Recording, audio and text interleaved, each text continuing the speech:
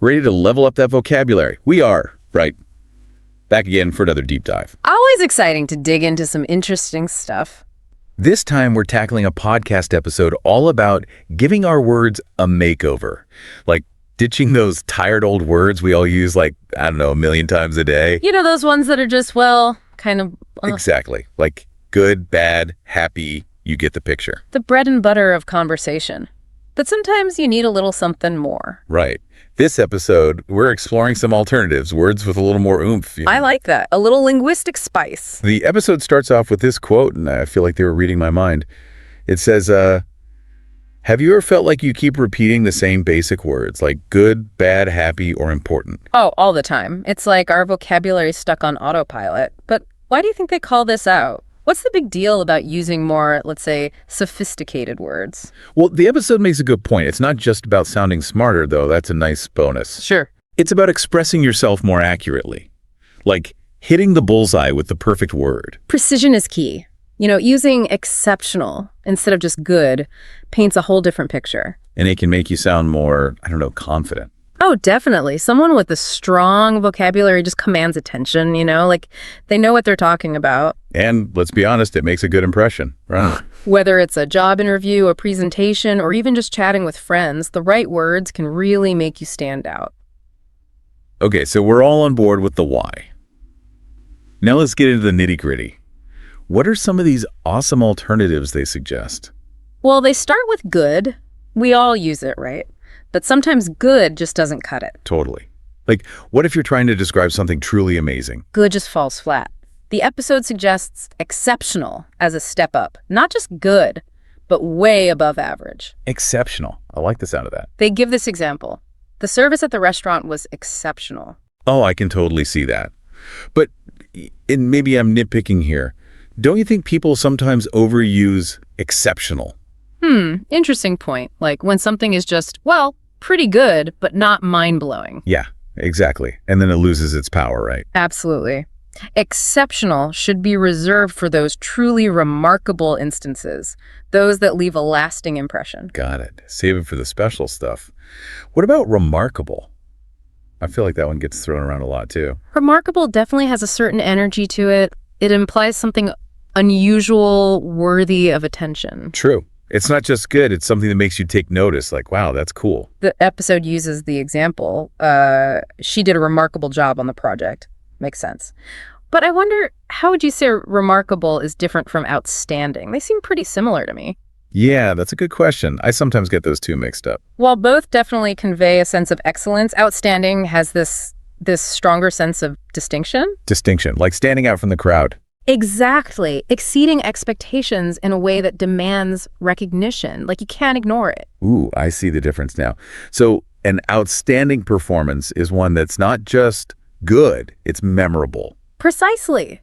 It stays with you. The last word they offer as a good alternative is impressive. And they define impressive as something that elicits admiration or respect. Makes sense. The example is, the results were impressive given the circumstances. What do you think of that one? Impressive is interesting because it focuses on the effect something has on the observer. It might not be the absolute best, but it leaves a mark. Makes you think, wow, that's pretty cool. Yeah, it's about exceeding expectations, maybe even defying the odds. Okay, so we've got exceptional, remarkable, outstanding, and impressive as our good upgrades. I'm already feeling more eloquent. Me too. It's amazing how just swapping out a word can completely change the vibe. Totally. Okay, ready to tackle bad. Bring on the negativity. The first alternative is, well, intense. Are you ready for this? Hit me with it. Atrocious. Whoa. That's not just bad. That's seriously bad. Like way beyond meh. The podcast doesn't hold back. They use the example. The conditions in the factory were atrocious. That's heavy. It paints a pretty grim picture. Definitely evokes a strong reaction. Do you think sometimes using such a strong word can be a bit much? Especially if you're trying to get someone on your side, you know? Good point. It depends on the context. Atrocious has a lot of weight to it. Right. It's like, are you trying to start a conversation or an argument? Exactly. Sometimes a softer touch might be more effective. So what's next on the list? Okay, this one's a bit more, how should I put it, diplomatic. Lay it on me. Subpar. Ah, subpar. A classic way of expressing disappointment without going overboard. Like you expected better, but it's not the end of the world. The podcast gives the example. The presentation was subpar and lacked key details. Yeah, it could have been better, but it wasn't a total train wreck. Exactly. It's like the meh of negative adjectives. So we've gone from super intense to kind of meh. What else have they got? All right, this one, I think we've all been there. How many times have you said something is dreadful? Oh, countless times, I'm sure. It's like the go-to for anything slightly unpleasant. Right. But the podcast suggests branching out, using more nuanced words to express that negativity. What are some alternatives you like? Well, if you're going for that feeling of gloom, like the weather's got you down, maybe dismal or bleak would fit. Ooh, those have a certain poetic feel. But if it's more about disappointment, unfortunate, or even just plain disappointing, could work. So, getting specific with our negativity, I like it. The last alternative for bad is inferior. Inferior. That one's all about comparison, isn't it? Yeah, the podcast defines it as of lower quality. Their example is the material felt inferior compared to other brands. Do you think inferior always has to be negative? That's a good question. It often implies something's not as good as something else. Right, but couldn't it also be like a neutral observation? Absolutely. Like in a scientific context, you might say one species is inferior in size to another without implying a value judgment. It's just a fact. Okay, I'm seeing how context is key with these words. We've covered good and bad, which is honestly a lot more complex than I thought. Ready for a dose of positivity? Bring on the good vibes. Let's talk about happy. Ah, everyone's favorite emotion. But even happy can get repetitive, right? Definitely. What do they suggest as, I don't know, a happiness upgrade? Well, the first one is pure joy. Are you ready? I was born ready. Ecstatic. Ecstatic. I love that word. It's like bursting with happiness, can contain yourself kind of joy. Exactly. The podcast uses the example. She was ecstatic when she got the job offer. I can picture it, jumping up and down, screaming with joy. Who wouldn't be? Okay, but how is ecstatic different from elated, which is next on their list? Elated is similar, but often tied to a specific achievement, like that feeling of triumph after reaching a goal. So elated is more about the accomplishment, while ecstatic is pure, unadulterated joy. The episode gives this example. I felt elated after winning the competition. Definitely a moment to be elated. Now, how about content? It feels very different, doesn't it? Content is quieter, more peaceful. It's not about excitement. It's about feeling satisfied with your life. The example they give is he seems content with his life in the countryside, like a sense of inner peace. It's a beautiful thing. It's like finding joy in the simple things. And last but not least, for those moments of pure, overflowing happiness, we have overjoyed. Overjoyed. It's like happy times 1,000. The example is, the family was overjoyed to reunite after years apart. I can feel the warmth just hearing that sentence. So we've got ecstatic, elated, content, and overjoyed. That's a pretty impressive happiness toolkit. It's about expressing the full spectrum of happiness, from quiet satisfaction to pure, unadulterated joy. And each word adds its own unique flavor. Okay, I'm feeling all warm and fuzzy now. Let's move on to a word I know I overuse. I'm guilty as charged. Ooh, which one? Spill the beans. Important? Important. I think we're all guilty of that one. It's such a general term. Right. But luckily, this podcast episode gives us some great alternatives that add more, I don't know, emphasis. Nuance. Both. The first word is crucial, and it's defined as extremely important or necessary. No messing around with this one. Crucial carries a sense of urgency, doesn't it? Like, this is a make or break situation. The example is, it's crucial to follow safety protocols in this industry, where the stakes are high. No room for error. And speaking of high stakes, the next word is vital. Vital emphasizes something's fundamental importance. Like for survival or well-being. Exactly. The example they give is, drinking water is vital for your health. Pretty straightforward. No argument there. Yeah. Okay, how would you say vital is different from crucial? They seem pretty similar. Well, vital highlights something's essential nature. It's the foundation, the bedrock. Crucial is about the urgency, and vital is about the absolute necessity. You got it. Okay, the next word is pivotal. And I feel like I hear this one a lot in business contexts. Pivotal is all about those turning points, those moments that shape the future. The example they give is, this decision will be pivotal for the company's future. Yeah. Like a game changer. Exactly. It sets a new course. And finally, we have significant. Significant highlights something that has a noticeable impact or consequence. It's noteworthy, something to pay attention to. The example they give is, this discovery is a significant breakthrough in medicine. It's important, but maybe not as dramatic as pivotal or as urgent as crucial. Right. It's about impact and meaning, but maybe on a slightly smaller scale. Okay, so we've gone from important to crucial, vital, pivotal, and significant. I'm feeling a lot more equipped to express those different shades of importance. Me too. And I bet our listeners are starting to think about how they can use these words to add more depth to their own communication. I hope so. Okay, let's wrap up this part of the deep dive with a word that's, well, big. Literally, the word big. Ugh, big. Such a simple word, but often so inadequate. Right. Like, how many times can you say big before it starts to lose its bigness? The podcast episode comes to the rescue with some fantastic alternatives that really capture those different levels of, well, size. Let's hear them. The first one is massive. Massive implies something overwhelmingly large, something that has a serious presence. The example they use is, the company made a massive investment in renewable energy. Like, it's not just a lot of money, it's a huge amount of money. Exactly. It's a word that evokes scale and grandeur. Okay, what about colossal? I feel like that one's reserved for, like, ancient monuments or something. Colossal definitely has that sense of awe and wonder. Like, it's so big, it's almost unbelievable. Exactly. Think of the Colosseum in Rome, a truly colossal structure. Okay, so we've got massive and colossal. Now, how about immense? Immense can refer to physical size, but also intensity of feeling. It suggests something boundless, almost immeasurable. The example they give is, she felt immense relief after hearing the good news. So it's like huge, but with an emotional component. Exactly. It's like you're being swept away by the vastness of it all. Wow, that's a good one. And finally, they have enormous. Enormous emphasizes the sheer scale or magnitude of something. The example is, the project required an enormous amount of effort.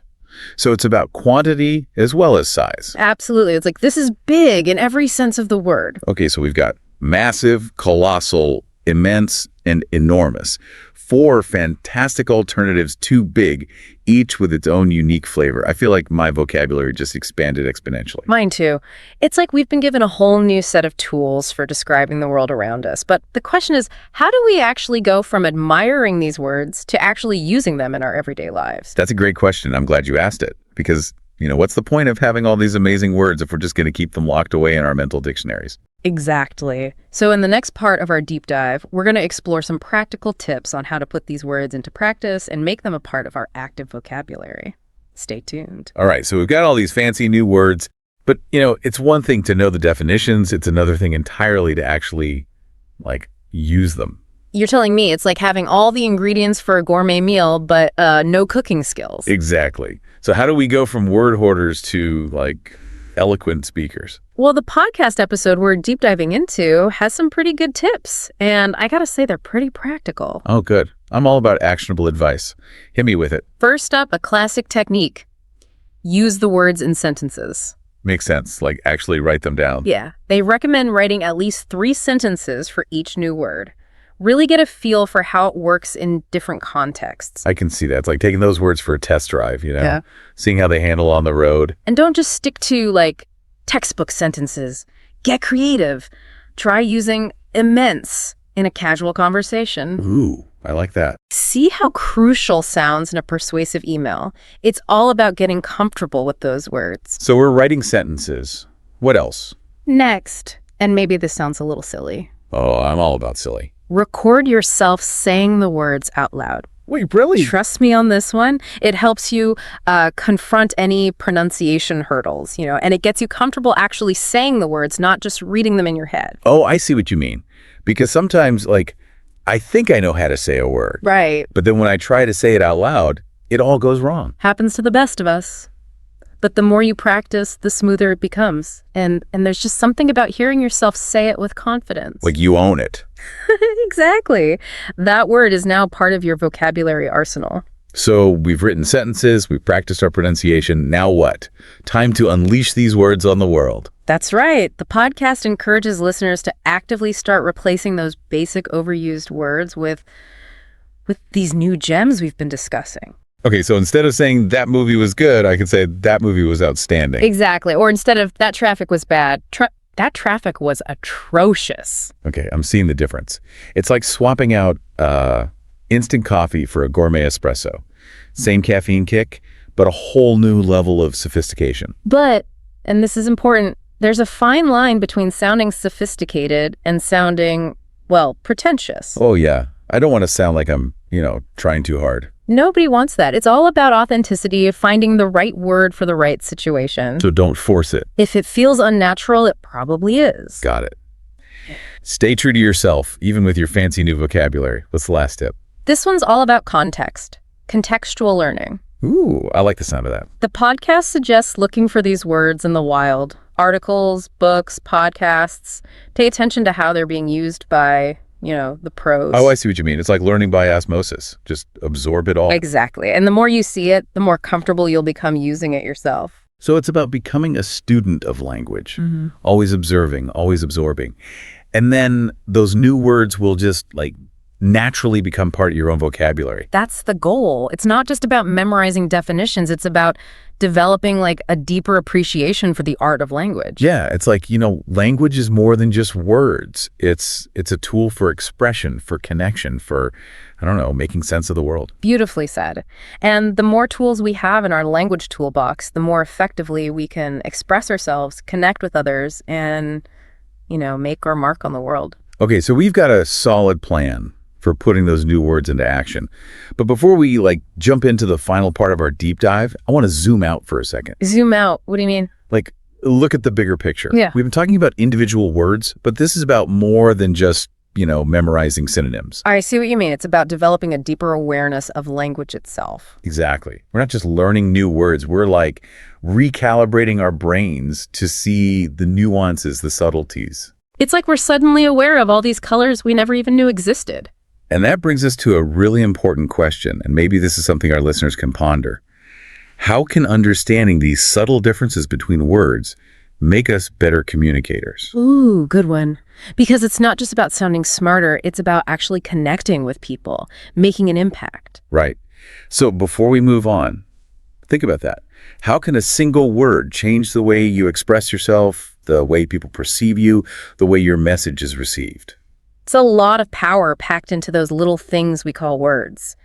And in the final part of our deep dive, we'll explore how to wield that power effectively. Welcome back to our vocabulary adventure. It's amazing how just a few word swaps can really make a difference. I know, right? It's like giving our language a makeover. Totally. Yeah. So as we wrap up this deep dive, what would you say is the biggest takeaway? That's a good question. For me, it's realizing that language is, it's a tool. A tool. Yeah, a powerful instrument. We can use it to shape our thoughts, influence others, really make an impact. I like that. It's not just about sounding smart. It's about using language strategically. Exactly. And just like any tool, the more skilled we become, the better the results. So it's a skill we can develop, practice and get better at. Absolutely. And the cool thing is, it's a journey that never really ends. There are always new words to discover, new ways to express ourselves. Exactly. Like a lifelong pursuit. Which makes me think back to that question we posed earlier. About how understanding those subtle differences between words can empower us to communicate better. Yeah, that one. It's more than just sounding impressive. It's about connection, clarity, making our message hit the mark. It's about moving beyond just conveying information. It's about crafting a message that resonates, that inspires, that maybe even, changes someone's perspective. That's powerful stuff. Yeah. So how do we actually do that? Well, it starts with being mindful, I think. Paying attention to the words we choose, considering their impact. And not being afraid to experiment. Trying out those new words, seeing how they feel. Exactly. Push those boundaries, step out of that comfort zone. Embrace the power of language. Beautifully said. And who knows? Maybe we'll inspire some future wordsmiths out there. That would be awesome. So, to all our listeners, keep exploring, keep learning, and keep playing with language. Who knows what amazing things you might create. And until next time, happy wordsmithing, everyone. Ever feel like your English textbooks kind of left out a whole chunk of the language? Uh-huh. Like you can nail the past perfect continuous, but then just trying to have a casual chat feels like I don't know, deciphering a secret code. Yeah, that's a really common feeling. It really highlights the gap between academic learning and real-life use. Totally. Our source today, 500 plus simple English sentences you can use in daily life. We kind of prints this out, right? The formal stuff isn't always what you hear day to day. Right. Native speakers use shortcuts. They drop words. Exactly. That's like knowing all the engine parts versus actually, driving smoothly in traffic. Yep. Two different things. Yeah, good analogy. And that's where we come in today, right? Mm-hmm. We're going to dive into this really great list and pull out those simple, essential sentences, the ones that make you sound less like a textbook and more like you actually speak the language. Yeah, the goal is really practical. To give listeners phrases they can use, like, straight away. For all sorts of daily stuff. So you understand more and people understand you more easily. Boost that confidence. And it's funny how these simple sentences get overlooked, isn't it? It really is. You kind of just expect it to absorb them somehow. Yeah. But breaking them down, looking at how native speakers actually build these quick communications, that's really useful. Okay, so let's start at the very beginning. Greetings, introductions, the absolute basics. Can't get more fundamental than that. The source gives us the obvious ones, of course. Good morning, good afternoon, good evening. Depending on the time. Yep, the time of day standards. But then it moves into actually, talking to someone. Right, those first few words that set the tone. So you've got the standard, hello, how are you? Almost automatic, that one. Yeah, and meeting someone new. Hi, nice to meet you. Very direct, very friendly. Common. And then the info gathering starts. What's your name? And the simple answer, my name is John, or whatever your name is, obviously. And it goes a bit deeper, right? How old are you? Yeah, with a response like, I'm 20 years old. And finding out origins. Where are you from? I'm from India. Or wherever. These are super common when you first meet someone. They really are. It helps you kind of place the person, get a little context. Exactly. In any language you do this, right? Establish the basics. And the English versions here are very, very direct. So what else for introductions? What about what people do? Yeah. What do you do? Leading to, I'm a student or I'm a teacher, whatever it is. And maybe some slightly more personal stuff. Sure. Things like, are you married? With answers like, no, I am single. Or asking about family. Do you have any children? Yes, I have 2 kids. Simple questions, but they cover quite a bit of ground. They really do. Builds a quick picture. It's interesting how direct these questions can be early on in English conversations compared to maybe some other cultures. Yeah, good point. And then wrapping up that initial chat. You might ask, how was your day? And get a nice polite reply, my day was great, thank you. And the classic casual goodbye for now. See you later. So those act like little conversational bookends, don't they? Exactly. Nailing those beginnings and endings really helps with confidence. Shows you can handle those first steps. Okay, so greetings handled. What about just talking about your day, your routine? The source has some great stuff on that. Yeah, moving beyond just hello into describing your life a bit. Very useful. So it starts with waking up. We wake up at 7 a.m. Then through the morning routine, brush my teeth. I take a shower. I get dressed. I have breakfast. Simple, everyday actions. Universal stuff, really. Described very simply. And then the day progresses, right? Like going to work. Yep. I go to work, and how you get there, I take the bus. Or I drive to the office. Then the work part. I start work at 9 a.m. I have a meeting at 10 a.m. Taking breaks. I take a lunch break. I eat lunch at 1 p.m. And finishing up. I finish work at 5 p.m. It's a very clear timeline. And what's great is you can just slot your own details in, can't you? Totally. It's a template. If you bike, you say, I cycle to work. Yeah. The structure's the same. Very adaptable. And life's not just work, right? The list keeps going. Of course. Yeah. After work, I go to the gym. I exercise for an hour. I go home. Evening routine. I cook dinner. I watch TV. Or I read a book. And finally, I go to bed at 10 p.m. Paints a whole picture. And knowing these helps you talk about yourself, but also understand others when they talk about their day. Absolutely. Big boost for comprehension and sharing. Okay, let's switch gears. Shopping.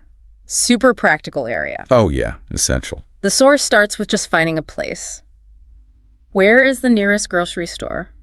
You might ask that on day 1, somewhere new. Definitely. And once you're inside. Basic needs. I need to buy some milk. And the big one? Cost. How much does this cost? Notice how direct that is. Yeah, you could say, could you tell me the price? But how much does this cost is just faster, more common in that situation. And paying. Do you accept credit cards? And Can I have a receipt, please? You'll use those constantly.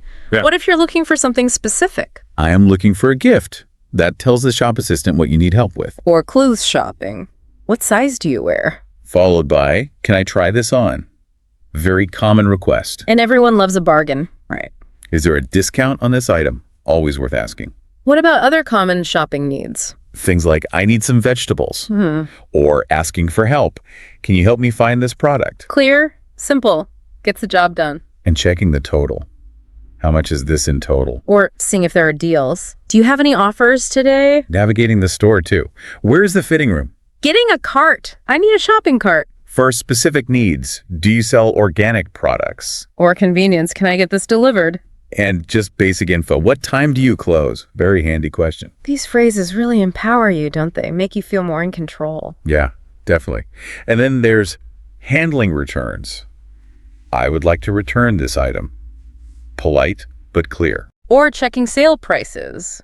Is this item on sale? Knowing these just makes the whole process smoother. Much smoother. Okay, shopping done. Feeling hungry now. Dining out. Let's eat.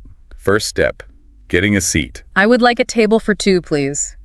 Adjust the number as needed, obviously. Standard opening line. Then you need to know your options. Can I see the menu, please? And ask me about chef's choices. What are today's specials? Then decision time. I would like to order, followed by your specific choice. Like, I will have the chicken, please. Simple drinks too. Can I get a glass of water? Or maybe, I would like a coffee, please. And when you're all done, can we get the check, please? Essential phrase, that one. Absolutely. What about dietary needs? The source covers that, right? Oh yeah, very important. Is there a vegetarian option? Or do you have any vegan options? Asking about spiciness. Is this dish spicy? And maybe requesting less heat. Can you make it less spicy? And critically, for safety, I have a food allergy. Yeah. Vital to know how to say that clearly. So important. What if you don't want to eat in? I would like a takeout, please. Or to go is also common. Good to know. And checking for extra costs. Is there a service charge? Sometimes it's added automatically. And payment methods again. Can I pay by card? Little things you might need. Can I have some extra napkins? And finally, showing appreciation. The food was delicious, thank you. Nice touch. Yeah, these phrases cover the whole restaurant experience, pretty much. Makes it much less stressful. Okay, next scenario. You're lost. Or just need to find something in a new place. Asking for directions. Ah, yes. Incredibly practical. Starts politely, of course. Excuse me. Always a good start. Then the question, where is the restroom? A universal need. Definitely. Or bigger destinations. How do I get to the train station? If you've got a visual aid, can you show me on the map? Trying to figure out the journey. Is it far from here? And how long will it take to get there? Helps you plan. If you're using public transport. Which bus should I take? Crucial question. Finding essential services. Where is the nearest ATM? Or finding your bed for the night. Can you give me directions to the hotel? Or maybe you need medicine. Is there a pharmacy nearby? Getting to major hubs. What is the best way to get to the airport? Thinking about walking. Can I walk there? Or maybe, is it within walking distance? Getting to the shops. How far is the mall from here? Need a ride. Where can I find a taxi? If you have a specific place in mind.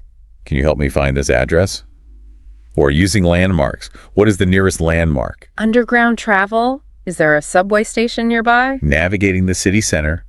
How do I get to the city center? And basic orientation. Which way is north? And for drivers. Is there a parking lot around here? Yeah, these questions really give you the tools to find your way around almost anywhere. Reduces that lost feeling. Big confidence booster. Okay, let's shift to the 9 to 5. Being at work. Right, professional settings. These some specific phrases here. Scheduling basics first. I have a meeting at 9 a.m. Or setting one up. Let's schedule a meeting. Asking for things you need. Can you send me the report? Stating your tasks. I need to finish this project. Need a hand. Can you help me with this task? Or if you're missing info, I need more information. Deadlines are always important. What is the deadline? Good one to know. Managing discussions. Can we discuss this later? Getting feedback. Please review this document. Standard communication now. I will send you an email. Yep. And basic office logistics. Can you print this form more? Or you need to make some copies. Taking a moment. Let's take a break. Dealing with tech problems, Sai. Yeah. The internet is down. We've all been there. talking to people outside the company. I need to call a client. Internal calls. Can you join the conference call? Informing your team about absence. I will be out of the office tomorrow. Or calling everyone together. Let's have a team meeting. Asking for backup. Can you cover for me? And managing shared work. Please update the file. This covers a lot of ground for basic workplace chat and tasks. Really helps you function smoothly in that environment. Okay, let's dream a little. Travel. Planning a trip. Ah, the fun stuff. Yes, the source has plenty for travelers. Starts with booking, right? I need a ticket to New York. And checking schedules. What time is the next train? Or what time does the bus leave? Finding out costs. How much is a one-way ticket? Then, navigating the airport or station. Where is the boarding gate? And after arrival, where is the baggage claim area? Asking for preferences. Can I have a window seat? Knowing the journey time. How long is the flight? Getting around once you're there. Where can I rent a car? Finding your way. I need a map of the city. Checking hotel perks. Is breakfast included? Getting local transport sorted. Can you book a taxi for me? These really tackle the practical side of travel, don't they? Definitely. And figuring out distances. How far is the hotel from the airport? Keeping track of time zones. What is the local time? Getting recommendations. Can you recommend a good restaurant? Staying connected. Is there free Wi-Fi here? Handling money. Where can I exchange money? Hotel procedures. What is the check-in time? And maybe asking for flexibility. Can I get a late checkout? Seeing the sights. Do you have a city tour? Knowing these just takes so much stress out of travel, lets you focus on enjoying it. For sure. Okay, now for something less fun, but really important. Emergencies. Yes, absolutely vital phrases to know, even if you hope you never need them. The most basic plea, I need help. Couldn't be clearer. Then specific urgent needs. Call the police. Or I need a doctor. Finding help nearby. Is there a hospital nearby? If you're disoriented, I'm lost. Or can you help me find my way? Losing important items. I lost my wallet. Or my phone is not working. Signaling a critical situation, I have an emergency. Or clarifying location, is this the emergency room? Locating medical supplies or help. Where is the nearest pharmacy? I need medical assistance. Reporting incidents. There has been an accident. Or needing urgent transport, can you call an ambulance? These are high-stress situations, so knowing the exact words is crucial. What about personal health emergencies? I am feeling unwell. Or, meeting specific care, I need to see a dentist. Safety equipment. Is there a fire extinguisher? Good to know where they are. Contacting loved ones. I need to contact my family. Offering immediate help. Can you help me with first aid? And reporting illegal activity. I need to report a crime. It's a tough section, but knowing these could make a huge difference. Absolutely. Safety first. Right. Let's lighten the mood. Making plans with friends? Social stuff. Much better. Yes. Lots of simple ways to arrange things. Suggesting classic outings? Let's go to the movies. Or a meal. How about dinner tonight? Simple invitation. More casual hangouts. Do you want to hang out? Picking a spot. Let's meet at the park. Shared activities. Can we go shopping? Checking availability. Do you have any plans for the weekend? Outdoor fun? Let's have a picnic. Or let's go for a walk. Or let's go to the beach. Maybe something more active. Do you want to go hiking? Home-based stuff too. Can you come over tomorrow? Or let's have a barbecue. Relaxing indoors. Can we watch a movie? These are all super common ways people suggest getting together. And checking general availability. Are you free this evening? Suggesting games. Do you want to play a game? Open invitations. Do you want to join us? Planning ahead. Let's plan a trip. Cultural outings. Let's go to the museum, or can we visit the zoo? Casual catch-ups. Let's go out for coffee. These phrases are the building blocks for a social life, aren't they?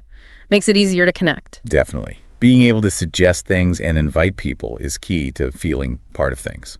And connection often involves sharing how you feel, expressing feelings. Yeah, another important section. Using simple words for emotions. Starting with the good stuff. I am happy. Or I feel great. I feel amazing. Good ways to share positivity. But we have down days too, right? Sure, I am sad. Or I am worried. I am lonely. Feelings of anticipation or unease. I am excited. Or I'm nervous. Low energy or irritation. I am tired. I am angry. I am frustrated. What about fear or lack of interest? I am scared. I am bored. And those basic physical feelings. I am hungry. I am thirsty. I feel sick. All influence mood, don't they? They do. And other feelings? Surprise, confusion. I am surprised. I am confused. And looking ahead, I am hopeful. And the nice feeling of calm. I am relaxed. Being able to name these feelings helps you communicate your state clearly, builds empathy. Okay, we've mentioned asking questions a lot, but the source revisits the basic structures. Yeah, a good recap of fundamental questions. Starts with identity, What is your name? How old are you? The absolute basics. then location and occupation. Where do you live? What do you do? The standard greeting check-in. How are you? Asking preferences. Do you like this? Offering help. Can you help me? Practical info. What time is it? Where is the bathroom? Cost and ownership again. How much does this cost? Is this yours? Social inclusion. Can I join you? Personal tastes. What is your favorite color? Language check.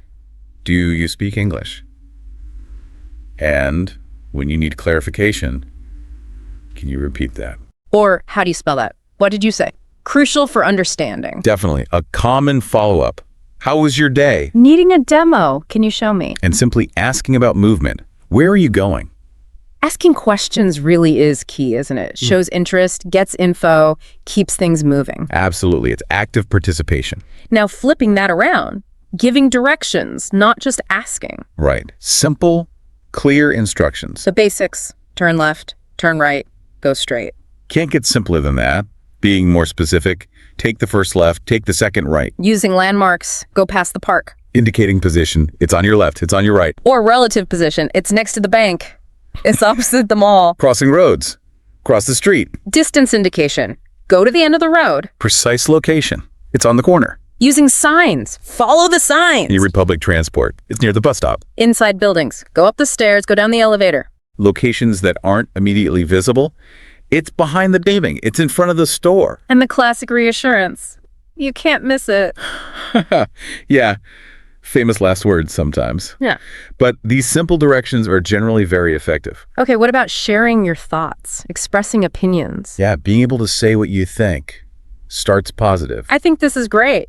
This is amazing. I love this idea. More practical positives. This is very useful. I feel good about this. Excitement. This is exciting. Showing agreement. I believe you are right. A more neutral stance. In my opinion, it's okay. And the flip side, disagreement or dislike. I don't like this. I disagree with you. Or lack of interest. This is boring. I think this is a bad idea. I am not a fan of this. It's good to know how to phrase disagreement politely, though. Yes. And suggesting things or showing uncertainty, I think we should try. I am not sure about this. I think we could do better. General reactions. This is interesting. I feel this is important. I find this helpful. This is confusing. Being able to articulate opinions, even simple ones, is crucial for real conversation. And asking for things. Making requests politely. Very important social skill. Starts generally. Can you help me? So versatile. Specific polite requests. Could you please pass the salt? Or, may I borrow your pen? Can I have a glass of water? Asking someone to do something. Please open the window. Or can you turn on the light? Could you close the door? Please lend me your book. Can you show me the way? More formal ways to ask. May I ask a question? Needing clarification again. Could you speak more slowly? Please write it down. Can you repeat that? Asking permission. May I use your phone? Requesting help with a task. Could you help me with this? Asking for info. Please tell me the time. Requesting transport. Can you give me a ride? Asking to sit. May I sit here? Needing explanation. Could you explain this to me? And asking someone to stop. Please turn off the TV. Politeness really is key here, isn't it? Makes all the difference. Absolutely. Shows respect. Makes people more willing to help. Okay, what about when we mess up? Apologizing. Ah, yes, owning up. Start simply. I am sorry. The universal apology. For bigger things. Please forgive me. I apologize for that. I am very sorry. Emphasizes regret. Taking responsibility. I didn't mean to. It was my fault. I regret that. The more formal version. My apologies. Apologizing for specific issues. I am sorry for the inconvenience. Please accept my apology. Being late. I am sorry I am late. Making errors. I am sorry for the mistake, causing confusion.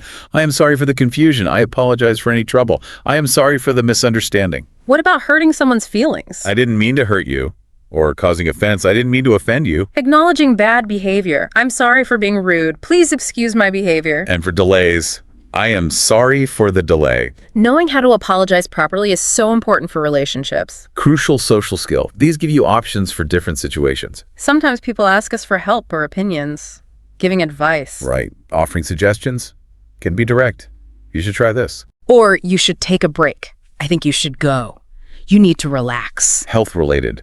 You should exercise more. You ought to eat healthier. You should get some rest. Task-related. You need to work on that. Contacting someone. You should call them. Planning. You should plan ahead. These are quite direct. Slightly softer options. I recommend this book. You ought to see a doctor. It's a good idea to save money. Giving advice more cautiously. Try to stay calm. It's better to be safe. Or, based on your judgment, I advise you to study hard. It's good to be prepared. Try to be on time. You ought to listen to her. It's best to be honest. Offering advice helpfully is a skill. These phrases give different levels of forcefulness. And after someone helps us, expressing gratitude, saying thanks. Yes, so important. The basics. Thank you very much. Thanks a lot. Everyday thank yous for bigger things. I really appreciate it. I am grateful for your help. Thank you for everything. Stronger gratitude. I can't thank you enough. I am thankful for your support. Being specific about the reason. Thanks for the gift. Thank you for your time. Thanks for the advice. Thanks for your understanding. Thanks for the invitation. Thanking them for their qualities or actions. I appreciate your kindness. Thank you for being there. I am very grateful. I appreciate your patience. Thank you for your generosity. I am thankful for your assistance. Thank you for the information. I appreciate your help. So many ways to say thanks. It really matters in conversation. It really does. Builds goodwill, strengthens connections. And spreading positivity by giving compliments. Also a great way to connect. Starting with appearance. You look great. Or you have a beautiful smile. I like your style. Nice things to hear. Complimenting achievements or skills. This is amazing. You did a good job. You are very talented. That's a great idea. I love your work. That was impressive. You did well.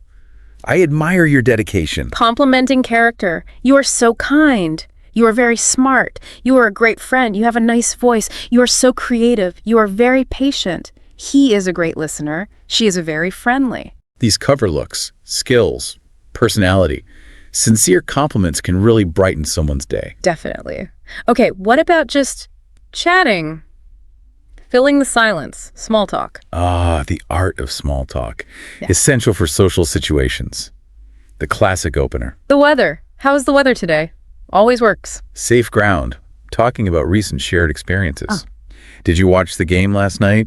What did you do over the weekend? How was your holiday? Finding common interests, hobbies, entertainment. Have you seen any good movies lately? Do you have any hobbies? What kind of music do you like? Do you like reading books? Have you tried the new restaurant? How do you spend your free time? What's your favorite TV show? Have you been to concerts? What sports do you play? Lots of avenues there.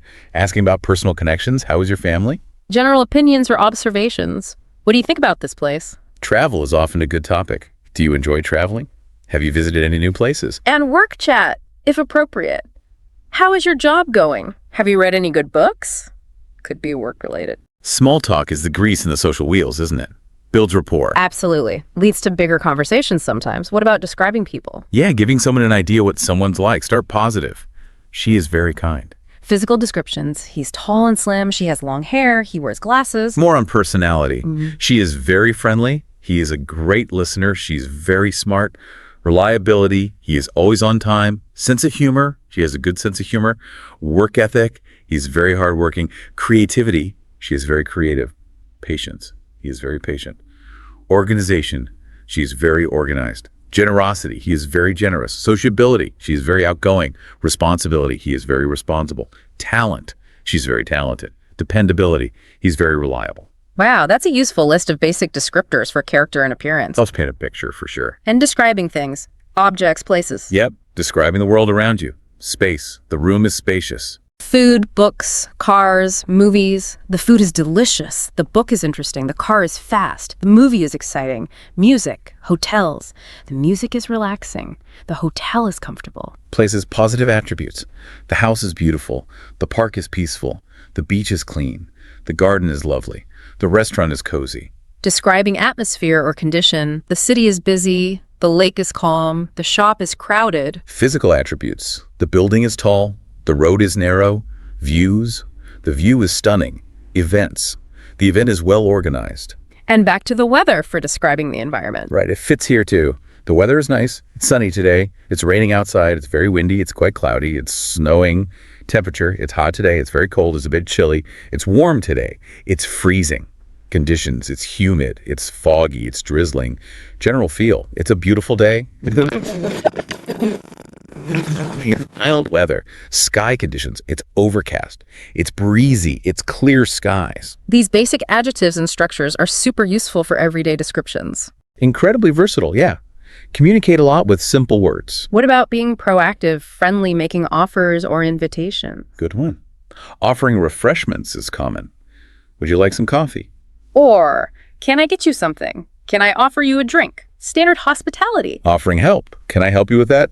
Do you need any help? Can I assist you with anything? Can I lend you a hand? Can I bring you anything? Different ways to offer support. Extending social invitations. Do you want to join us? Would you like to come along? Trying something together? Would you like to try this? Party invite. Would you like to come to my party? Meal invite. Can I take you to dinner? Activity invites. Do you want to go for a walk? Would you like to see a movie? Would you like to come over? Do you want to hang out? Would you like to join me for lunch? Do you want to go shopping? Would you like to go to the beach? It makes it easy to be sociable and inclusive. Definitely. Key phrases for building connections. And expressing what we like or don't like. Preferences. Yeah, important for others to know you. Comparisons. I prefer tea over coffee. Stating likes and enjoyments. I like reading books. I enjoy playing soccer. I love traveling. I like spicy food. I enjoy watching movies. I love listening to music. I like the color blue. I enjoy cooking. I love hiking. I like going to the beach. I enjoy painting. I love gardening. I like swimming. I enjoy baking. I love photography. Lots of hobbies there. Yeah, covers a wide range. State and preferred activities or situations. I prefer staying at home. I prefer walking to driving.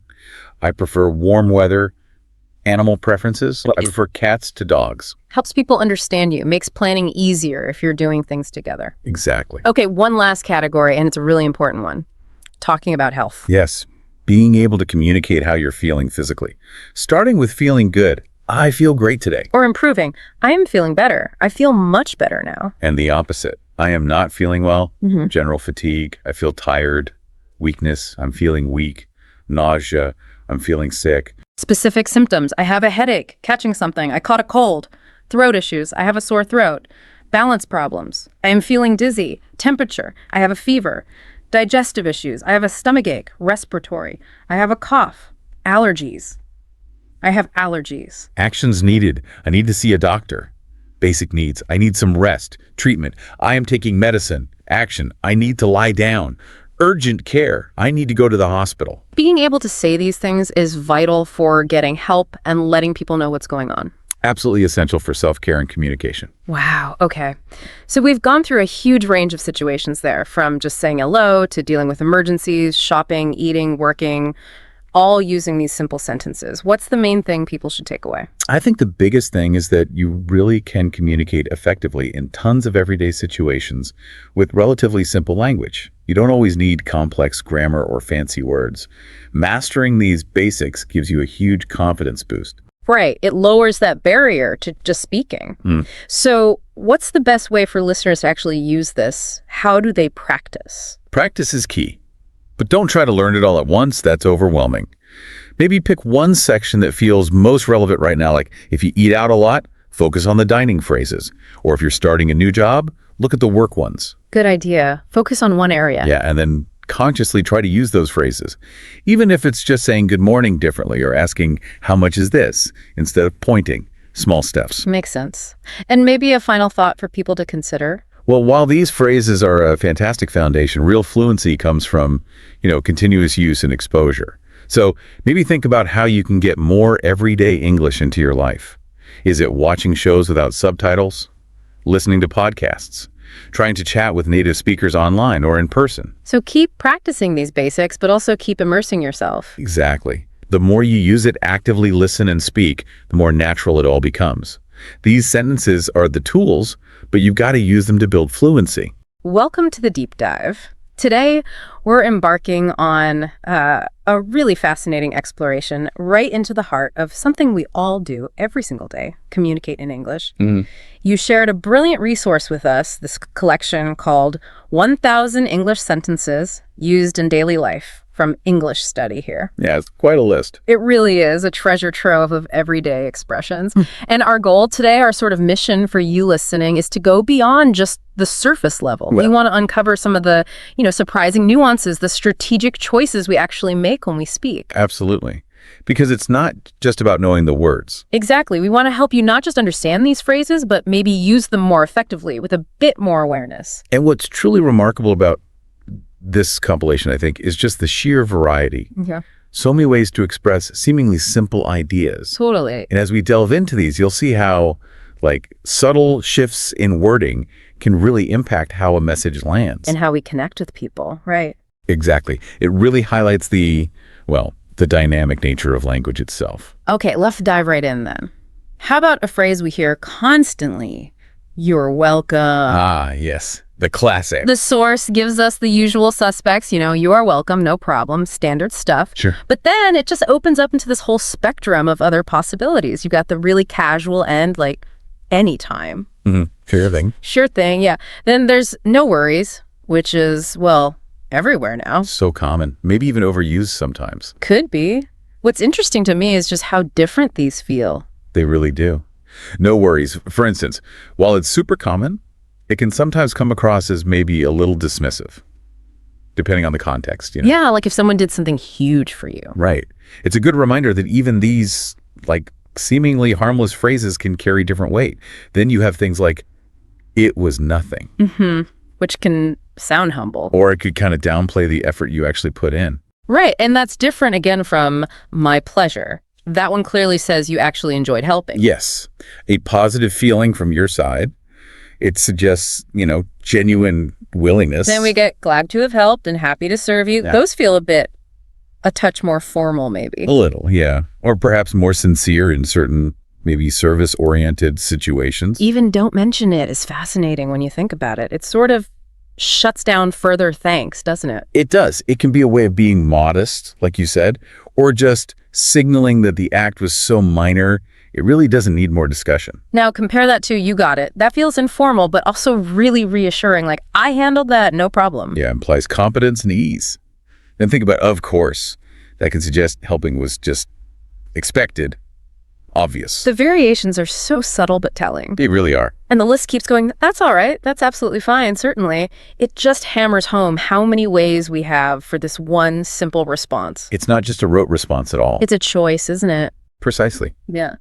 And the choice reflects, the context, your relationship with the person, but also maybe something about your own personality, how you want to present yourself. Right. Saying certainly to your best friend might feel a bit weird. Yeah, a bit stiff, but perfect in a business chat. Okay, let's shift to another absolute essential, saying no.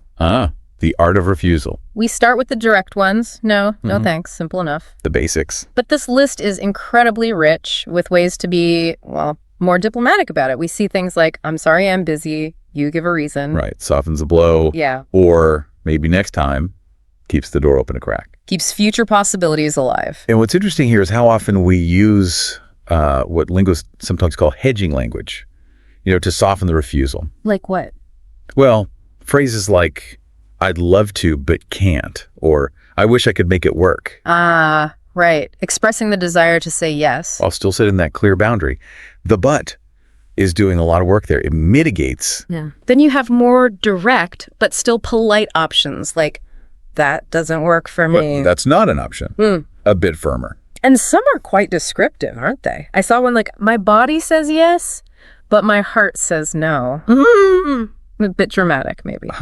Yeah, very gentle, perhaps a tad theatrical way to decline. And then you've got the really firm end, almost humorous, like, this is not negotiable. Right next to the super blunt, nope. Yeah.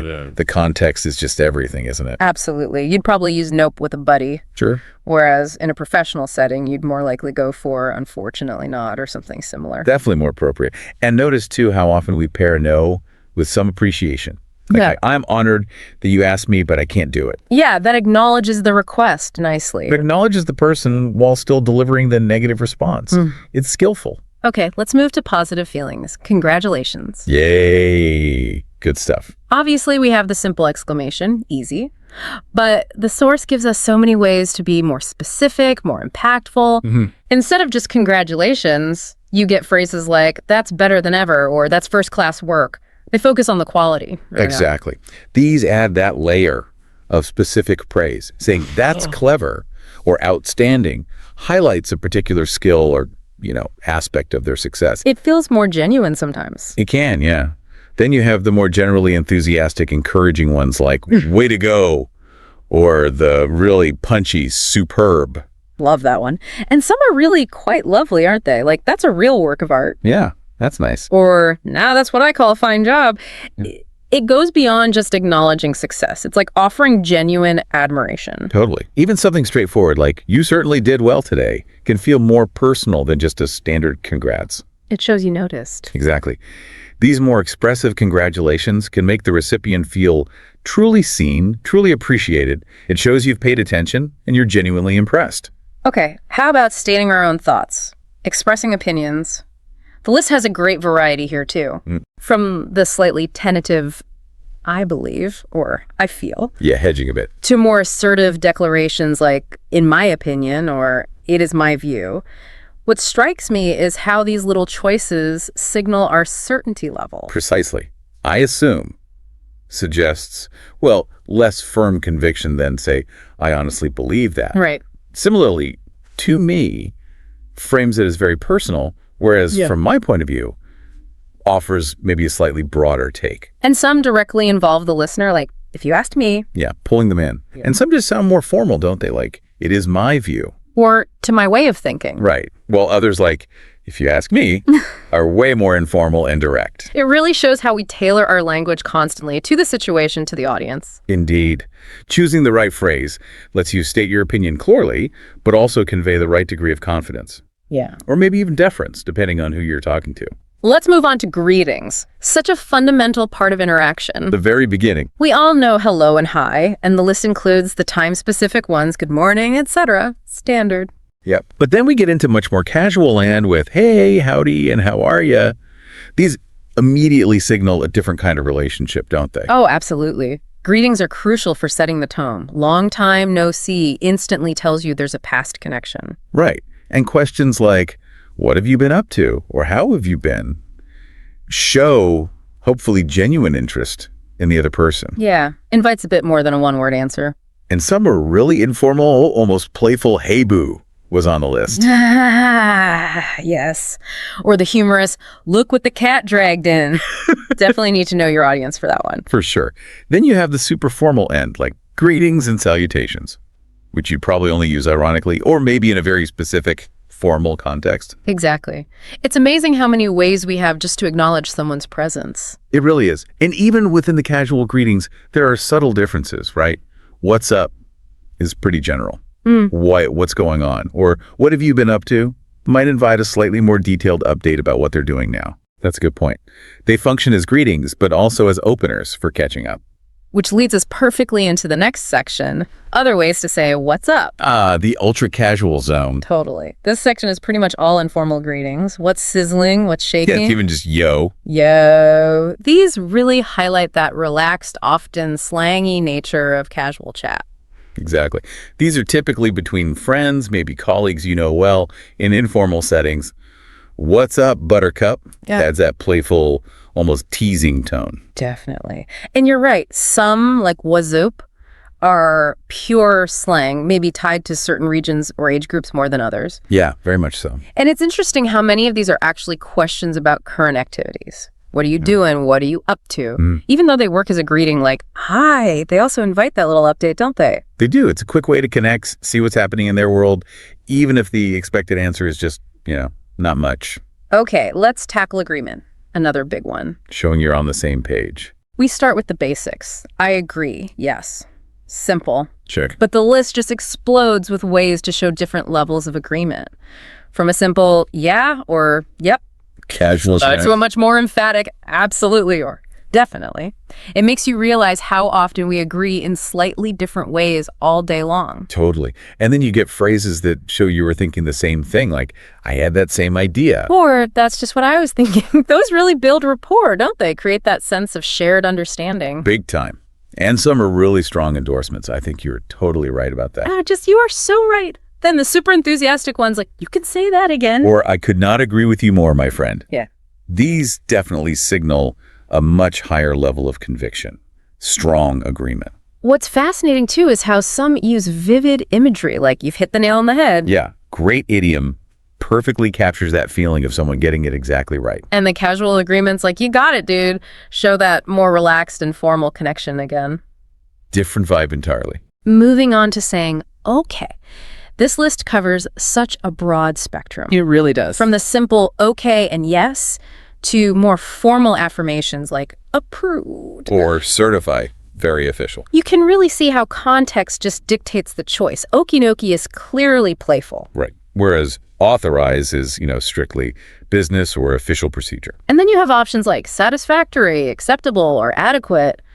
The signal agreement, but maybe not, like wild enthusiasm. Exactly. It's an affirmation, but maybe a qualified one. It meets the standard. And some imply action or permission, right? Like go permitted or green light. Yeah, giving the go-ahead. It really highlights the versatility of okay. It's way beyond just simple agreement. It can mean understanding, compliance, permission. Precisely. Such a small word, but it does so much work. Now let's look at wishing someone well. Good luck. Sending good vibes. We have the standard best of luck, and then the theatrical break a leg. It's funny how we use that one, isn't it? Literally wishing someone harm. Huh? It is.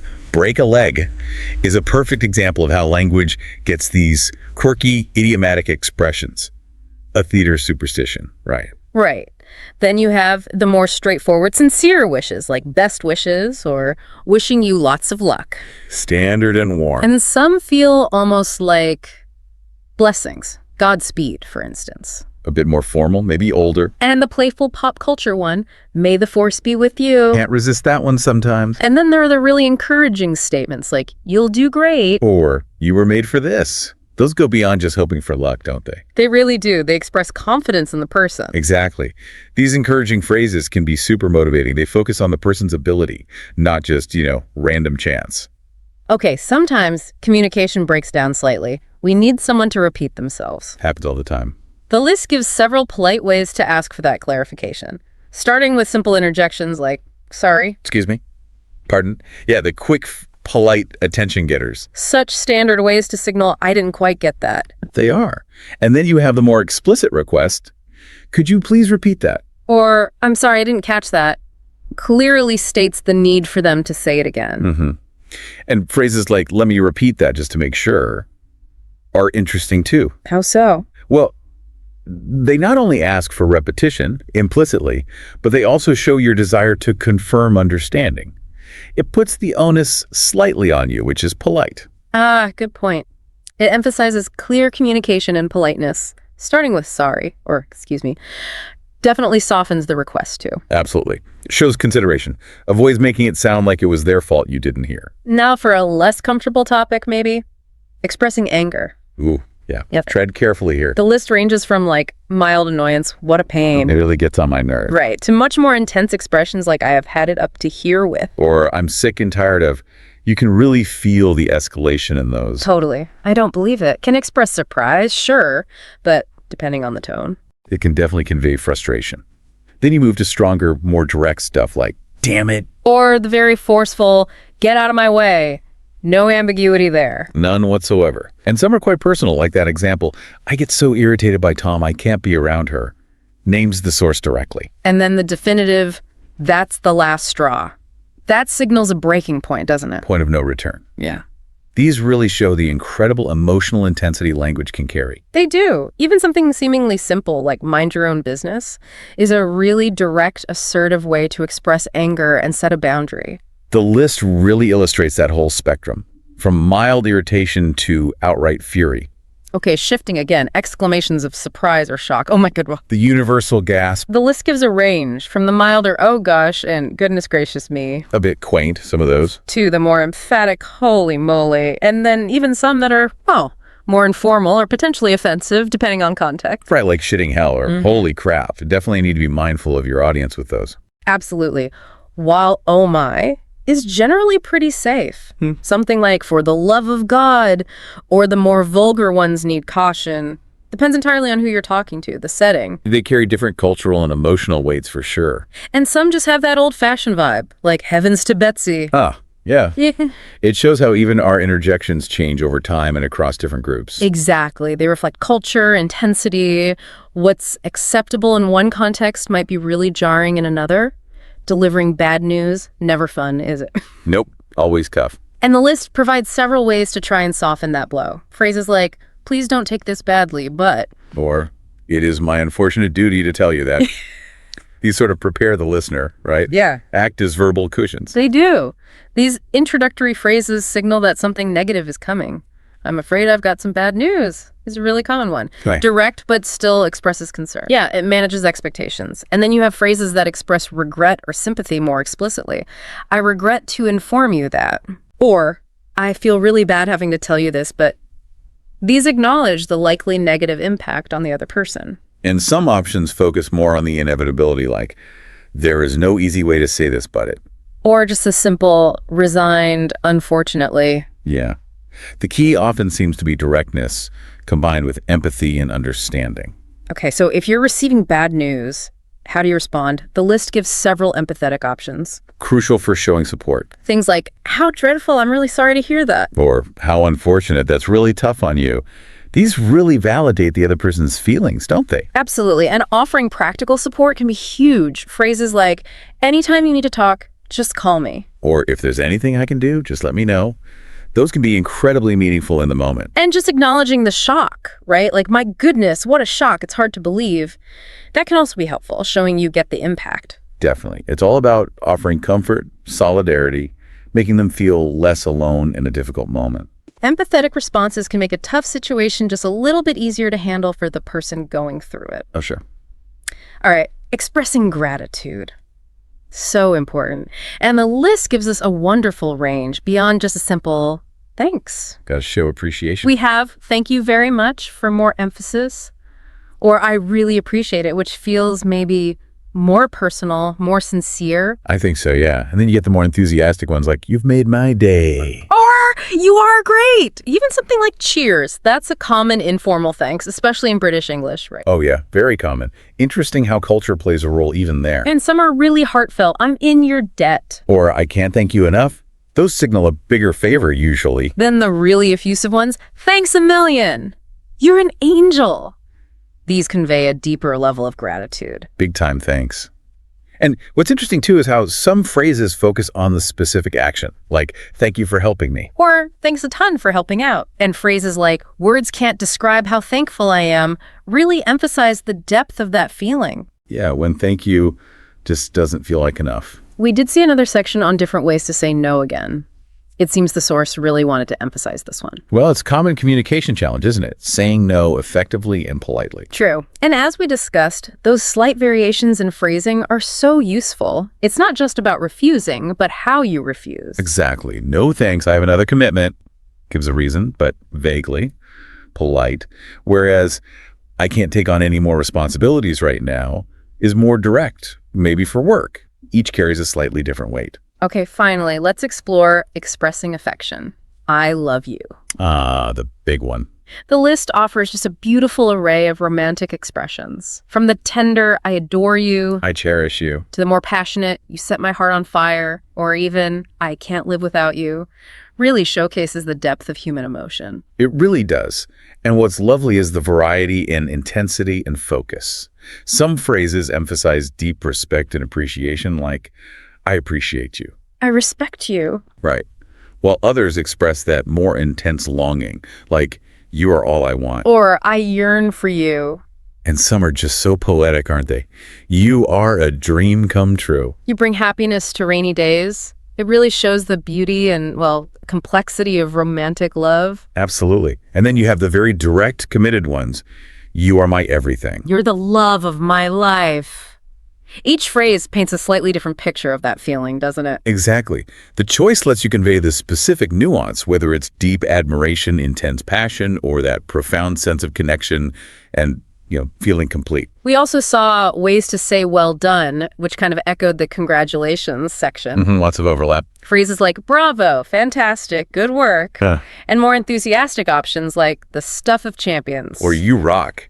It's great to see so many ways to offer that positive reinforcement, that encouragement. Definitely. And similarly, other ways to say I miss you. That goes way beyond the simple statement, too. Yeah, much more evocative. Heartfelt expressions like you occupy my thoughts. I miss your laugh. Or the intense, my life is meaningless without you. These phrases really try to capture the depth of that longing and affection. The source also included a note about apparently 100 ways to say good job. 100. Wow. Right.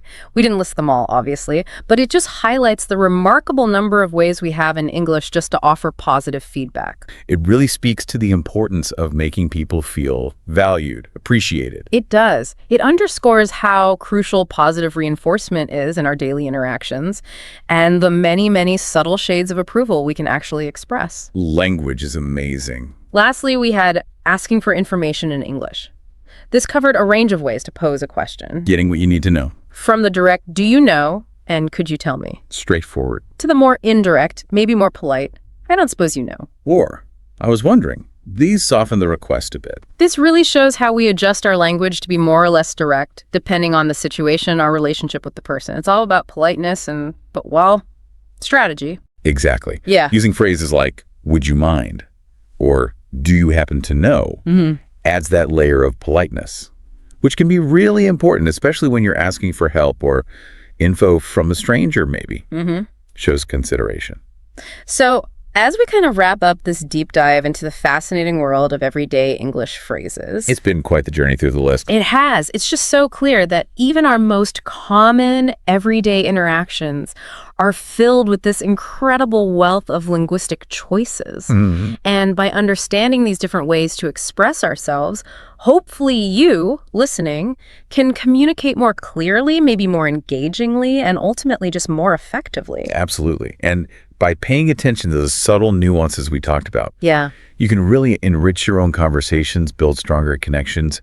It's about being more mindful, I think, of the power our words actually hold. It really makes you think, doesn't it? Which of these alternatives might you start using in your own daily chats? Consider how just a slightly different word choice could maybe shape your interactions. It's often in these subtle bits of language where we find those surprising aha moments. Totally. And maybe gain a deeper appreciation for the whole art of communication. Welcome to the deep dive. Today, we've got this really fascinating linguistic puzzle you handed us. It's a detailed script just packed with vocabulary variations between American and British English. We're talking like over 150 words. Yeah, it's quite the list. And it comes with examples, too, which is helpful. Exactly. So think of this as, I don't know, unlocking a secret code for understanding chats, movies, books from, across the pond. It's quite amazing, isn't it, how two versions of the same language can drift apart in these small but really significant ways. Totally. Our mission today is basically to pull out the most interesting bits, the really practical differences, those moments where you just go, aha, so that's what they mean. And this script, it really does highlight those everyday words, the ones that, depending on where you are, conjure up completely different images. Right. And we're here to explore those little nuances together. And the scope here is pretty broad. I mean, we're covering stuff you find around the house, food, obviously. Always a good one. Oh, yeah. How you get around. So transportation, clothing, school, work life, even things like mail and just other random bits and pieces. Which really shows how these differences are just like woven into daily life, It's not just formal language, it's the stuff we say without thinking. And that's why this is so useful for you listening. It's not about memorizing lists. It's more about getting the context, understanding how words are actually used. Yeah, helping make those distinctions stick so you feel more confident, whether you're, listening to a London podcast or talking to someone from the States. What's really captivating, I think, is how these simple words we use all the time, can mean totally different things. Oh, absolutely. It's fertile ground for mix-ups. Often funny ones, thankfully. Which, brings us to a classic. Like, imagine ordering chips. Right. In the U.S., you're thinking crunchy potato things from a bag. Salty. But in the U.K., you're probably getting what Americans call French fries. Totally different snack experience. And then there's pants. Oh boy. That word has a potentially hilarious transatlantic divide. We'll definitely get to that one. We have to. Okay, but let's start a bit closer to home, literally. Good idea. The words we use for our living spaces. Okay, so where you live. In the US, you probably say an apartment. Right. But across the pond, the usual word is a flat. So an American might say she just moved into a small apartment in New York. While a Brit would say she just moved into a small flat in London. Pretty direct swap, that one. Seems like it. It is. A clear case of two different words evolving for the same thing. Maybe, the denser cities in Britain historically meant flat, like on one level became more common. Just a thought. Huh, interesting idea. Okay, now, where you hang your clothes. America. Closet. Britain. A wardrobe. Right, so he keeps his shoes in the closet, becomes. He uses shoes in the wardrobe. Again, same function, different word. Wardrobe maybe sounds a bit more like a piece of furniture, doesn't it? Yeah, maybe a bit older sounding. Okay, getting rid of waste. US, take out the trash, put it in a trash can. UK? Take out the rubbish, put it in a bin. Mm-hmm. And yeah, the source mentions rubbish is very common over there. Seems more common than trash, right? Definitely. And bin is just a general word for a container, whereas trash can feels a bit more specific. Oh, wow.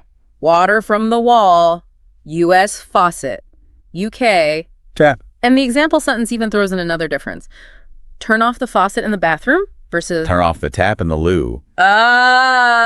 Loo. Good old British informal for toilet or bathroom. Yeah, the loo inclusion shows how these vocabulary things often bundle up with informal language, too. Good point. Okay, need light in the dark. Americans grab a flashlight. Brits grab a torch. So use the flashlight Yep. becomes use the torch. Pretty simple. Yep. Straightforward, that one. No real confusion possible, thankfully. And finally, for this section, in the kitchen, cooking appliance, U.S. stove. UK, cooker. The food is on the stove turns into... The food is on the cooker. It's interesting because stoves does exist in British English, but it usually means a heater, like a wood-burning stove. Ah, okay. So the American stove for cooking is the British cookle. That's a good example of the same word having a different main meaning. Exactly. So just within the home, we've already hit several everyday words with different versions. Imagine trying to discuss your new flat with an American friend who keeps asking about the apartment building. Yeah, totally. It shows how these little things can, add up. Okay. Okay, let's move on to something we all love. Food. Ah, yes. Universal, but full of these linguistic quirks. Right. Sweet baked treat, U.S. cookie, UK. That's okay. I baked some chocolate chip cookies because... I baked some chocolate chip biscuits. Now, this one's tricky because a U.S. biscuit is usually that savory, fluffy bread thing, right? Exactly. That's a classic case. Same word, two totally different foods. You could get a real surprise. A culinary shock, perhaps. Uh-huh. And speaking of sides, those fried potato sticks, U.S. French fries. UK? But what Americans call potato chips, the thin, crispy things from a bag. Those are crisps in the UK.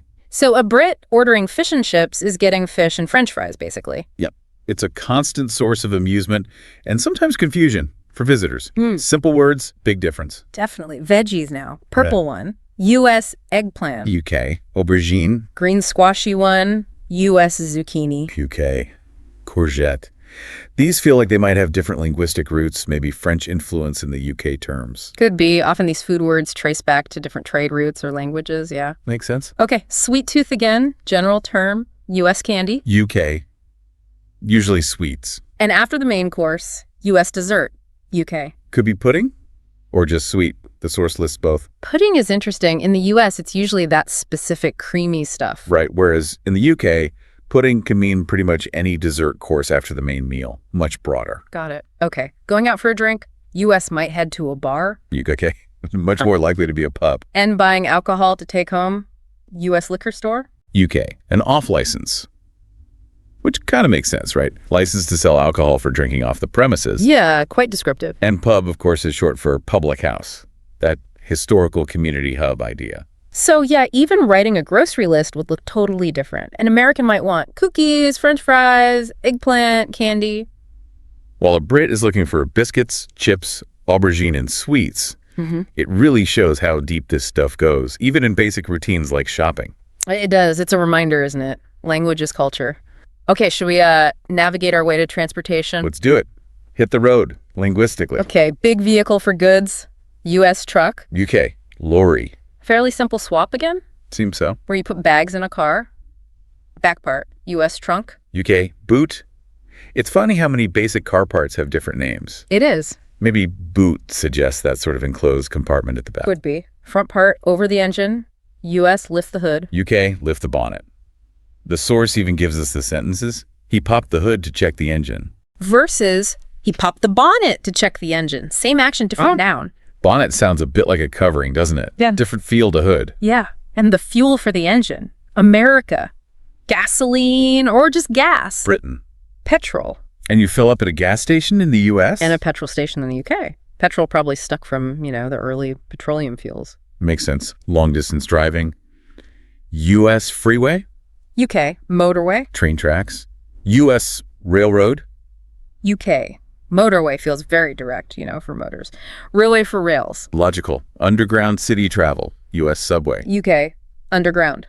Often called the tube in London, of course. Right, the tube. Underground is pretty literal. Subway maybe focuses more on the way under the ground. And tube comes from the tunnel shape. Getting a ride above ground. U.S. hail a cab. Hail a taxi. Walking path next to the road. U.S. sidewalk. Again, pretty direct. Sidewalk path at the side. Pavement, paved surface. Seems reasonable. Last one for cars. Front glass. U.S. windshield. UK. Windscreen. So yeah, describing part trouble could get interesting depending on who you're talking to. Yeah. Imagine asking a British mechanic about your cracked windshield. He might give you a slightly puzzled look, expecting windscreen. Yeah. These little things, they matter. Okay, should we talk about clothes? What we wear? Let's do fashion or attire. Okay, warm knitted thing you pull on. U.S. sweater. UK jumper. The source gives us. He wore a sweater to the office. Versus he wore a jumper to the office. Jumper, maybe like you jump into it. Could be. Now this next one is a really common one. Big potential for confusion. What you wear on your legs. Uh-oh. In the U.S., pants usually means trousers, right? Right.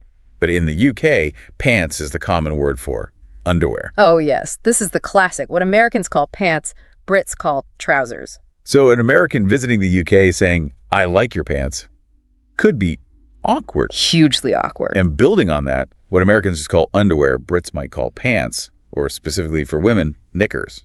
Right. Knickers for women's underwear. Need to know these to avoid embarrassment. Definitely. Context helps, but knowing the common usage is key. Okay. Sleeveless thing over a shirt, like with a suit. U.S. vest. UK, that's a waistcoat. Now, what Brits call a vest is usually what Americans call an undershirt, or maybe a tank top. So the same word again, meaning different items. Yep, other diversions. Shoes for sports. Yeah. U.S. sneakers. UK, trainers. Trainers make sense, for training. It does, yeah. Holding up your trousers or pants. U.S. suspenders. UK braces. Braces sounds like they brace something up, doesn't it? Yeah, it does. Keeping dry. Yep. U.S. raincoat. UK.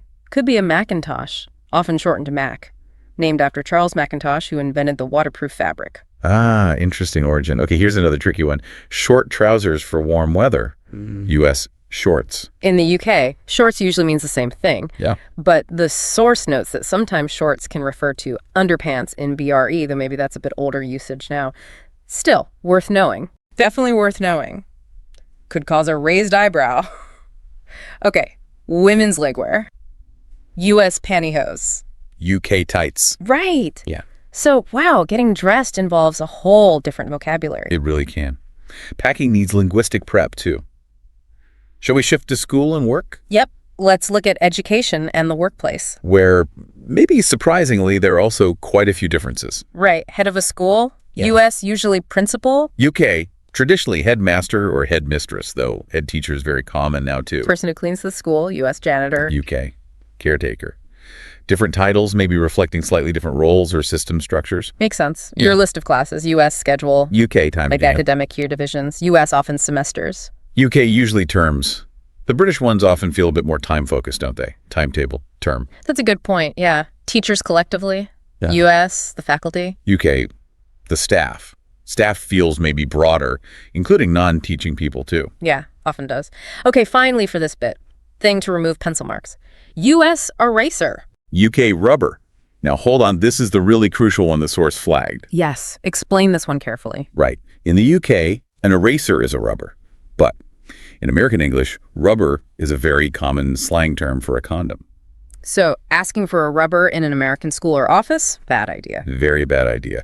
And equally, asking for an eraser in a British shop might get you a blank look before they figure it out. But asking for a rubber is totally normal there for erasing pencil marks. Definitely a linguistic landmine. You need to be aware of that one. Yeah. Okay, let's move to the last batch mail and just miscellaneous bits. Right, they're the odds and ends category. Exactly. Place for letters, U.S. mailbox. UK postbox. Person delivering letters, U.S. mailman or mail carrier. UK postmen or postal workers. The letters themselves, U.S. mail. UK post. Nice and consistent use of post in the UK there. It is logical. Time off work school, U.S. vacation. UK holiday. Whether it's a 2-week trip or just a bank holiday Monday, it's a holiday. Right. Broader term. Thing between floors, U.S. elevator. UK lift.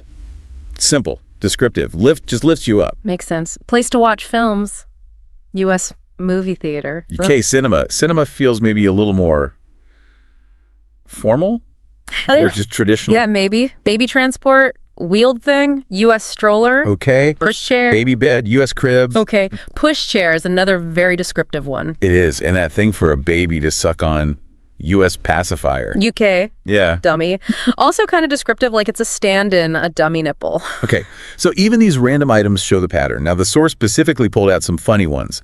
High potential for awkwardness or laughs. Yes, the greatest hits of transatlantic confusion. The ones to really remember. Okay, first, Forever. we just did it, but it bears repeating. Eraser in the UK. Condom in the U.S. Use with extreme caution depending on location. Absolutely. Context is king, but wow, big potential for error. Massive. Next, pants. U.S. outerwear, trousers. UK underwear. Again, complimenting a Brit on their pants could lead to some serious blushing.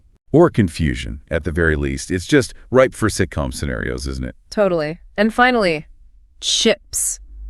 U.S. crispy snack from a bag. UK, hot fried potato sticks. U.S. French fries. So, yeah, if a Brit offers you chips, don't expect Lay's or Walkers. Expect something hot and probably served with salt and vinegar. A traveler's classic mistake. These funny ones really do help cement the idea, don't they? How different things can be. They absolutely do. Yeah. They're memorable because the potential mix-up is so clear.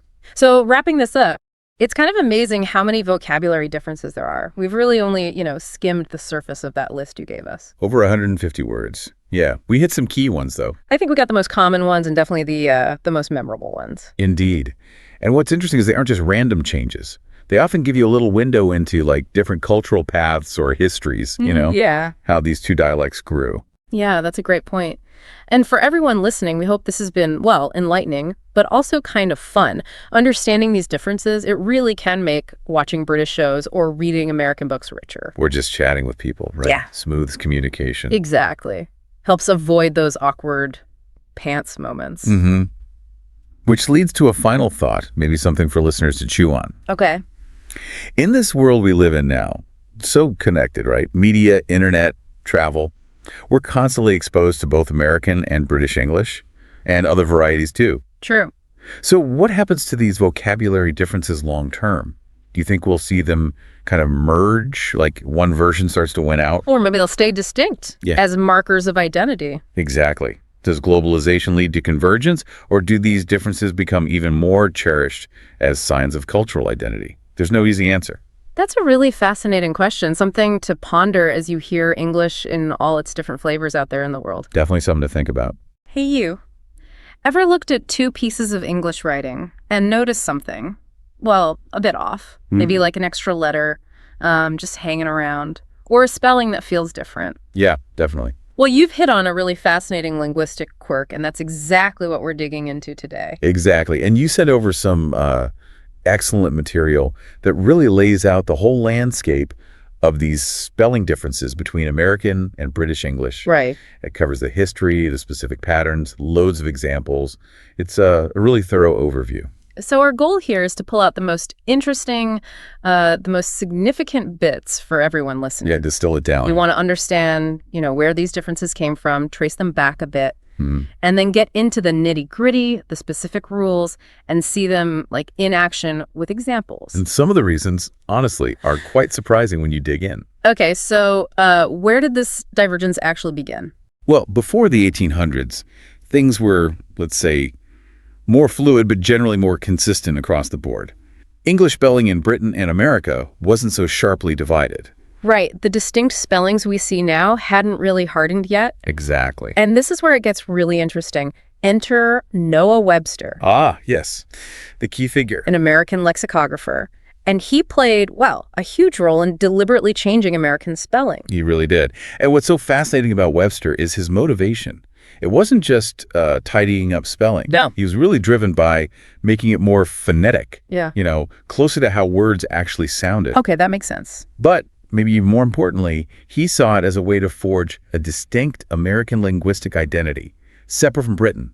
Wow. It was almost like a declaration of cultural independence through language. Language as national identity. That's a powerful idea. It is. And his big move, the landmark moment, was publishing an American Dictionary of the English Language in 1828. That was the turning point, wasn't it? Absolutely. That dictionary basically became the rule book for American spelling. Right. And Webster wasn't shy about his aims. He famously said something like, "Reform must come from education and national character." That really underlines his conviction, doesn't it? That language and national identity were, linked. Deeply intertwined, yeah. And the specific changes he pushed for were quite fundamental things, like getting rid of silent letters he thought were pointless, streamlining. And changing those R and tremendings we still see debated today. Exactly. Which brings us nicely to our first big category, that AUR versus AOR difference. Ah, yes. The general rule or tendency is British English keeps the AR. American English often drops the U for just OR. Right, like COLOU in the UK. Becomes COLOR in the US. It fits Webster's goal of simplifying, right? Yeah. Why keep the U if you don't really say it? Precisely. Think of honor versus honor. Or favor becoming favor. Behavior changing to behavior. It's a very, very common one. Yeah, you see it all over the place. And seeing it in a sentence makes it clear. A British book might say, "The color of the sky was breathtaking." Whereas an American writer would probably put, "The color of the sky was breathtaking." Same meaning, just that one letter difference. And Webster's logic was basically efficiency. That U was just seen as unnecessary baggage. Streamlining the look of the word. Got it. Exactly. Now, another really noticeable one is IC versus ICE. Okay. Here, British English often uses ICs. Well, American English almost always goes for ICs. Right. So in the UK, you might organize a meeting. But in the US, you'd organize it. Same with realize, becoming realize. Or recognize, shifting to recognize. It's a pretty consistent pattern. Yeah, it is. You might see a British email saying, "We need to finalize the report." But the American version would be, "We need to finalize the report." Small change, big indicator of origin. And what's interesting there, as the material pointed out, is that even some British institutions like Oxford University Press, they actually accept the IC's ending too. That's a great point. It really shows how language isn't totally rigid, Right. Rules can be flexible. Even within one dialect, there's room for variation and evolution. Okay, so what's next? Well, the next category involves words ending in SERE in British English. These often flip to SER in American English. This one feels quite intuitive, like Webster wanting it to match the sound more closely. Exactly. Think center becoming center. Or meter becoming meter, like for measurement. Yes, and leader becoming leader. Theater becoming theater. Very common examples. Right. So you might ask for directions to the city center in London. But in New York, you'd be looking for the city center. Same place, different spelling. Precisely. Okay, now here's one that always catches my eye. The double L versus single L thing. Ah, yes. When adding endings to certain words. Right. American English usually drops one L, doesn't it? Like in past tense verbs. Generally, yes. Words like cancel, travel, label. Yeah. In American English, the past tense often uses one L, canceled, traveled, labeled. Whereas in British English, you keep the double L, canceled, traveled, labeled. Exactly. And the present participles too. Traveling in the US, traveling in the UK. Even adjectives like marvelous in British English. Becomes marvelous in American English. Well, it feels like a deliberate trim. Yeah, like they're tidying up extra letters. Pretty much. And it applies elsewhere too, like British counseling often becoming counseling in the US. Okay. What about words ending in OGUE, like DIALOGUE? Good one.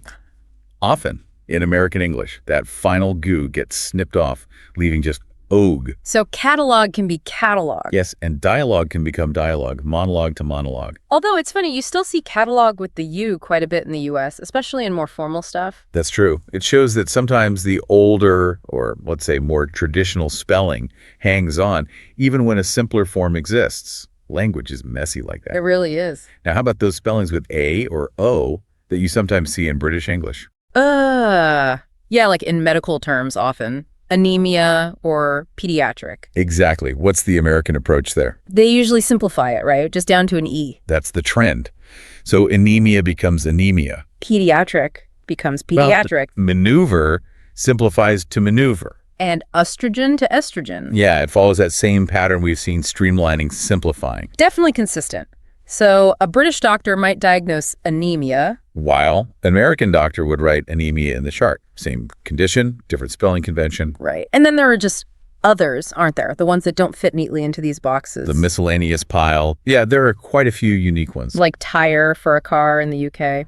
Being tire in the US, T-I-R-E. Or paying with a check versus a check. Yep.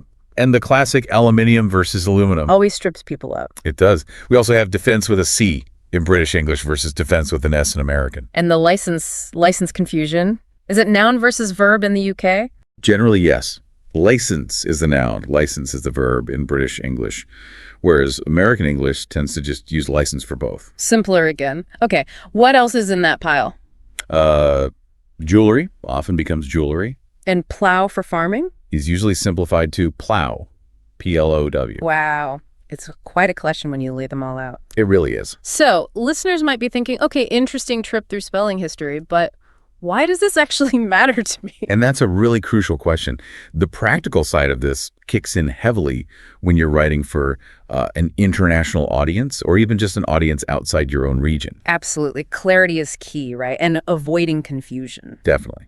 If your main audience is in the US, using American spellings just feels more natural, more appropriate for them. And flip side, if you're, say, applying to a UK university or writing for a British publication, using British spelling shows you've done your homework, shows attention to detail. Cultural awareness, exactly. But the biggest thing really is consistency. Ah, right. Pick a lane and stay in it. Pretty much. Yeah. Decide which style, American or British, fits your audience and your purpose, and then just stick to it. Mixing them up can look, well, a bit sloppy or jarring. Yeah, unprofessional even. And here's a practical tip that came up. Check your spell checker. Well, absolutely vital. They usually default to one region or the other. So if you're writing for a UK audience, but your computer thinks you're American, You might end up with a mix without realizing it. Always worth double-checking those settings. definitely a good habit to get into. So, okay, let's just quickly run through the main patterns again. A quick recap. Good idea. We had British are becoming American or, British Oz often becoming American Oz. Yeah.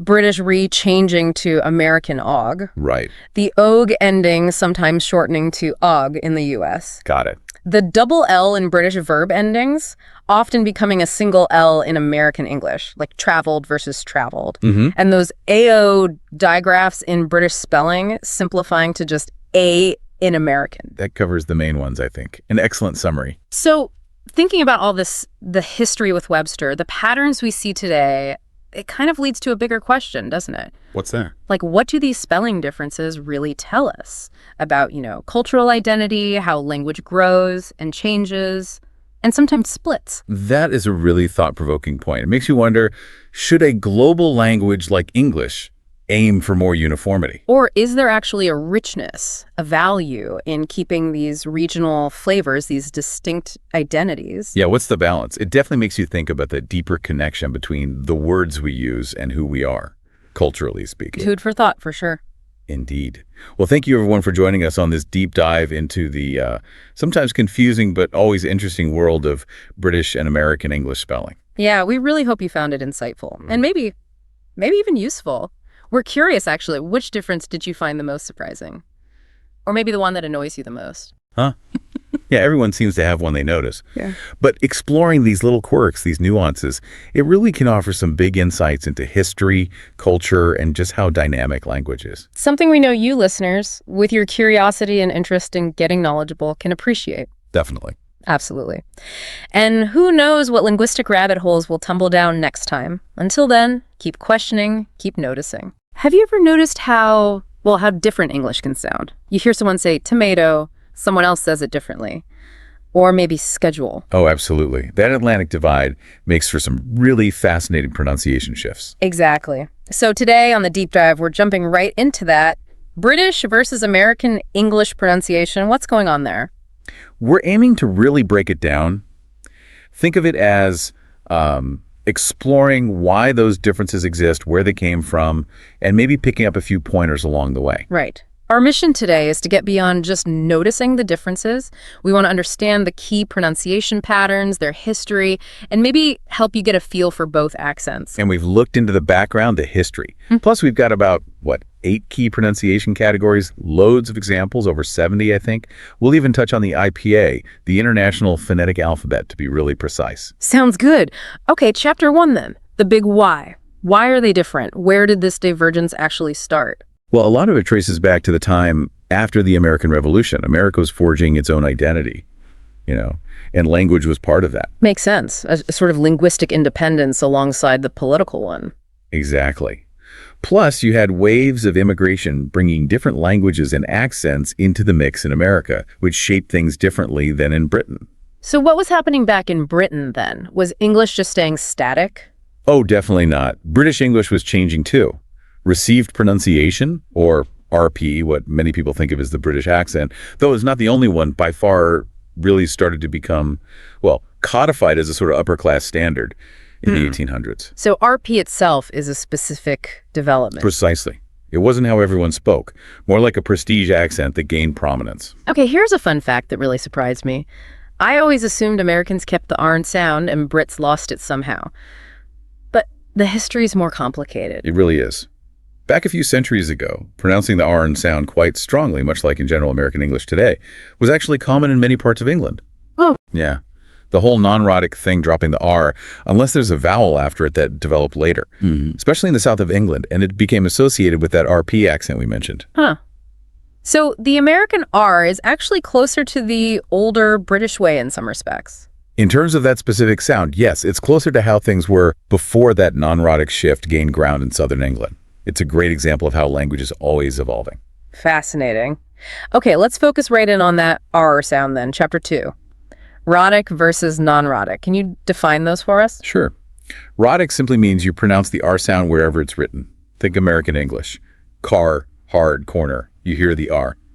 Got it. So American English, rhotic, pronounce the R. Pretty much, yeah, as a general rule. Now, non-rhotic, which is typical of British RP, means the R sound often gets dropped unless it's followed directly by a vowel sound. Okay, so it disappears unless it's linking to the next sound. That's a good way to put it. It goes silent at the end of words like car, or before a consonant like in hard.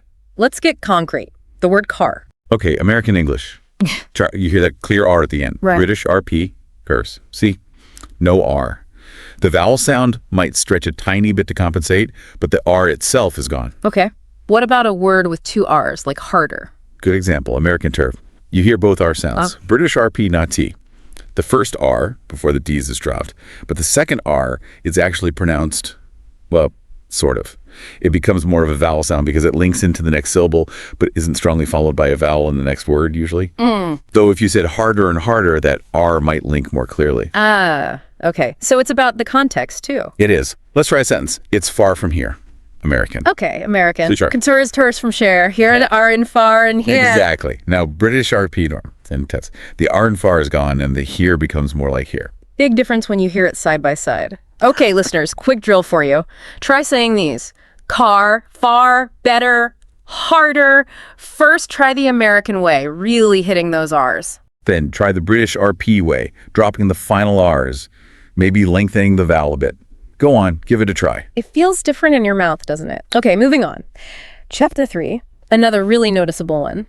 The letter T, especially when it's between vowels. Flap T versus clear T. Right. This is a biggie for the sound difference. In American English, that T sound often gets softened when it's between vowel sounds. It becomes a flap. A flap? What does that sound like? Like a very quick tap of the tongue. It sounds almost identical to a quick D sound. Okay. Like in. Like in butter.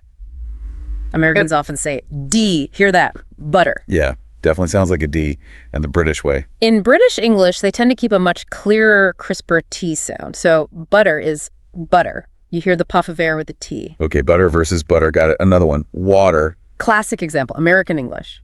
That flap again. Water. Right. British English, clear T. And notice the vowel sound is often different too, but we'll get to vowels next. Okay, one more. City. American. City. Flap T. British. City. Clear T. It really changes the rhythm, doesn't it? It does. Makes you think about speech efficiency. Maybe the flap is just quicker to produce. Who knows? All right, listener participation time again. Try these phrases. Say them the American way first, then the British way. Water bottle. Better city. Later on.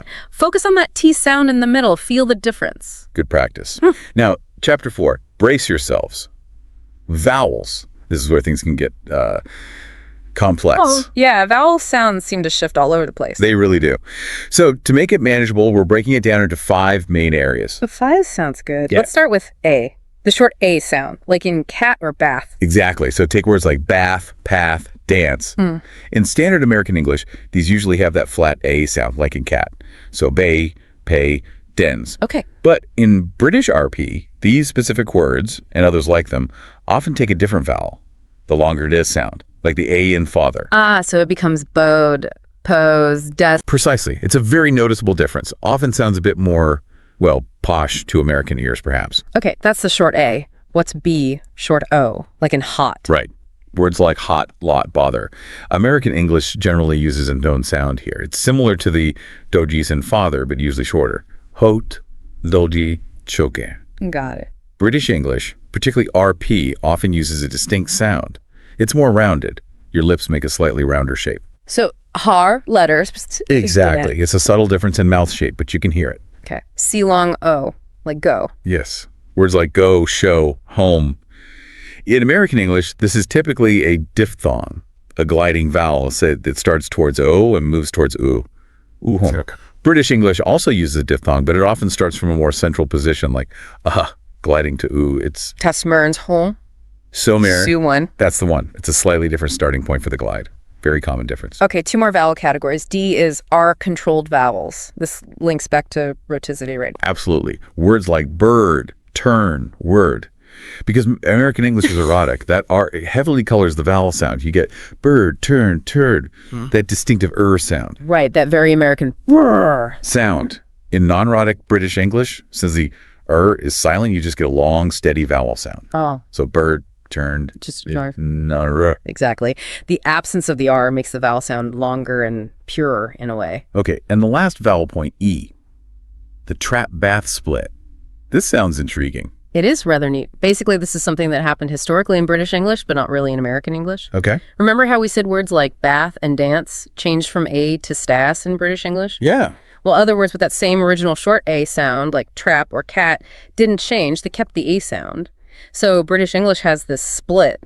Some short A words stay A, like trap, while others lengthen to des, like bath. Ah, so American English just kept the A for pretty much all of them, like trap and bath both have A. Generally speaking, yes. That split, choosing which words got the long tour, is a hallmark of Southern British English and RP. It didn't happen systemically in America. Fascinating how things diverge like that. Okay, that's vowels covered. Phew. Chapter 5, consonants again. We're looking at yod insertion. Sounds like something from Star Wars. Huh. Not quite. Yod is just the name for the J sound, like the Y in yes. Okay, J. And yod insertion is basically the habit, mostly in British English, of slipping that J sound in after consonants like D and or T, but only when they're followed by the oo vowel sound. Ooh.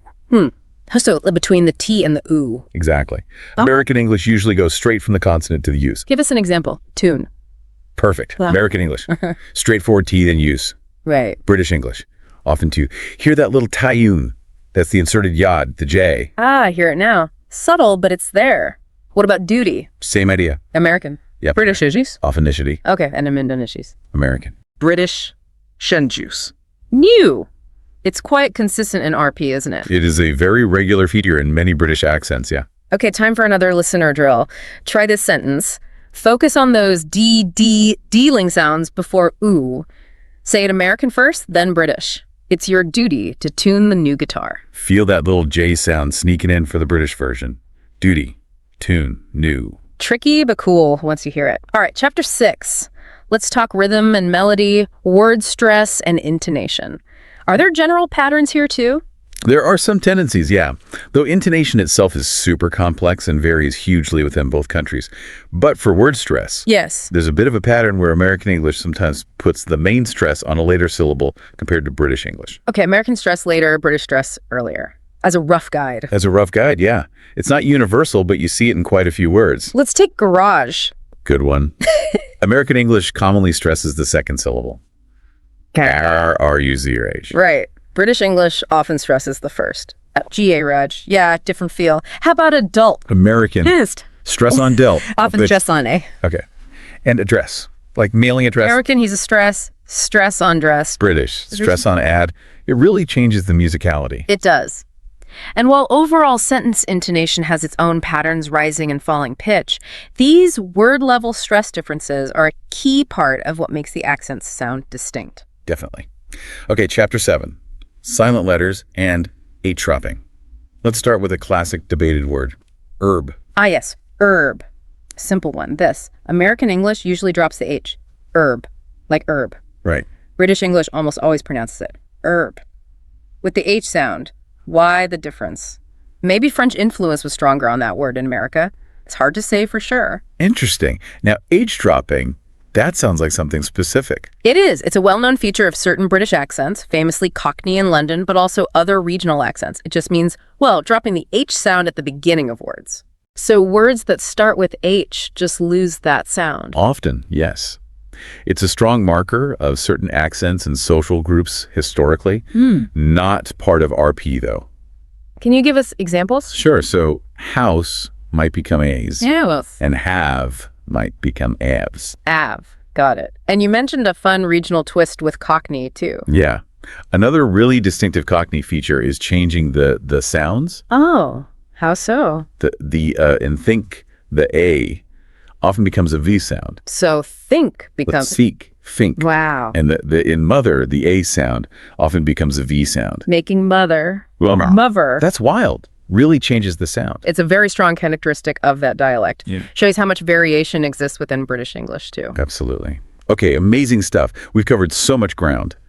Now, chapter 8, time to practice. Listener, this is your repeat after me segment. We've got 4 phrases for you. Yep. Try saying them first in a general American style, then switch to a general British RP style. Really listen to the sounds we've discussed. Okay, I'll say each one twice. American first, then British. Repeat after me. Ready? Number 1. I can't dance in this hot bath. British. A and can't dance, but no hot. I can't dance in this hot bath. British. Boggin and can't dance bath and hot. Hear those vowel changes. Okay, number 2. He bought a bottle of water. American. Flap teas and bottle water. He bought a bottle of water. British. Clear tea and bottle water. Maybe different vowel and water. Feel that T difference. Number 3. That's my favorite color. American erotic R and favorite color. That's my favorite color. British. Non-erotic. Different vowel and color, perhaps. R versus no R. Last one, number 4. The new schedule is on the center table. American erotic R in center. The new schedule is on the center table. British. Don't worry. It has insertion in new schedule. Non-erotic R in center. Excellent. How did you do? Don't worry, if it feels awkward, it takes practice. Rewind and try again if you like. Definitely. Okay, final stretch, chapter 9. Mini quiz and recap, just to see what stuck. If you're watching, these would be on screen. Question 1. How do Americans typically pronounce schedule? Is it A, setskd, or B? That hard 6 sound is the clue. It's B, so's do. Got it. Question 2. Which of these accents is generally considered rhotic? A, British, or B, American? Rhotic means pronounce the R's. That's generally B, American. Right. And question 3, what's the initial sound you'd likely hear at the beginning of the word garage, spoken in British English RPA, or B, remember the stress? British stress often on the first syllable. So it's B, no way, isn't Cat's Road. Nice. Well, quiz complete. Whether you got them all or not, hopefully this deep dive has given you a much clearer picture of the pronunciation landscape. We've covered quite a bit. From the historical The split influence of RP and immigration, to the specifics like rhoticity, the flap T, all those tricky vowel differences like the trap bath split, yod insertion, word stress patterns. and even silent letters and H dropping. It really highlights how dynamic language is and how these 2 major varieties of English have developed their own distinct sonic identities. So as we wrap up, here's something to think about. Which words do you say the American way? Which ones lean more British? Do you mix and match? Most people do, often without realizing it. It depends on so many things: media exposure, who you talk to, maybe even conscious choice sometimes. It's your own personal blend. There's no single correct way, of course. Absolutely not. But understanding these variations, maybe it helps you tune your ear a bit better or understand speakers from across the pond more easily. Totally. Well, that's all for this deep dive. Until next time, cheers. Or perhaps I should say, take care. And one final thought to leave you with. Considering how much pronunciation has changed historically, as we've seen, What might the future hold? With global communication, online communities, will the accents merge more or diverge further in new ways? Something to ponder.